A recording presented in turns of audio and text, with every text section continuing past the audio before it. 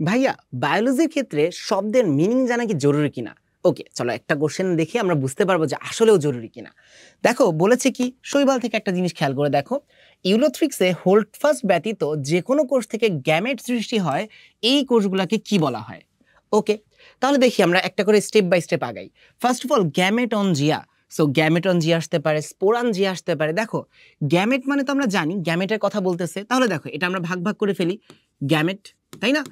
এরপরে দেখো অ্যানজিয়ন, এই যে অ্যানজিয়ন, এটা আসছে কি থেকে ভাইয়া? অ্যানজিয়ন থেকে এসেছে। এই অ্যানজিয়ন মিন্স ভাইয়া থলে। তার মানে কি, যেই থলের মধ্যে গ্যামেট থাকে সেটাই গ্যামেটনজিয়া না? তার মানে এই যে যেই কোষ থেকে গ্যামেট তৈরি হবে সেই কোষটাই তো গ্যামেটকে ধারণ করবে। তাহলে কি বলে দেওয়া যায় না ভাইয়া আসলে আমাদেরকে এই অপশন এর দিকে যেতে হবে? তাও ভাইয়া বাকিগুলো দেখে আসি। গ্যামেটোফাস্ট বলে কিন্তু আমরা আমাদের বইগুলোতে তেমন কিছু কিন্তু পাই নাই। হ্যাপ্লোবায়োন্টিক, ডিপ্লোবায়োন্টিক। সো এই হ্যাপ্লো বলতে অবশ্যই বুঝতেছো ভাইয়া হ্যাপ্লয়েড বোঝাচ্ছে, এবং লিভিং সাইকেলটা হ্যাপ্লয়েডের উপরে চলে। মানে কি ভাইয়া, ওর মূল দশা হলো বা প্রমিনেন্ট দশা বা ডমিনেন্ট দশা হলো, ওর ডমিনেন্ট দশা হলো কি ভাইয়া? হ্যাপ্লয়েড দশাটাই হলো ডমিনেন্ট। তাহলে ওর হ্যাপ্লয়েড দশাটাই হলো ভাইয়া কি? প্রধান। হ্যাপ্লয়েড দশাটাই প্রধান।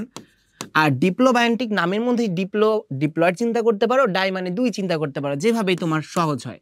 তাহলে বুঝাচ্ছে কি এখানে আসলে দুইটাই হলো প্রধান। মানে কি, যাদের মধ্যে হ্যাপ্লয়েড সাইকেলও থাকবে বা হ্যাপ্লয়েড দশাও আছে এবং ডিপ্লয়েড দশাও আছে। তাহলে দেখো তো আমরা যদি ওয়ার্ডগুলো চিনতে পারি তাহলে কিন্তু আমাদের এই কোশ্চেন সলভ করা তেমন কঠিন কিছু হয়ে দাঁড়ায় না। তাহলে অ্যান্সার কি ভাইয়া? দেখো এখানে অ্যান্সার কিন্তু এই হবে অ্যান্সার। ঠিক আছে।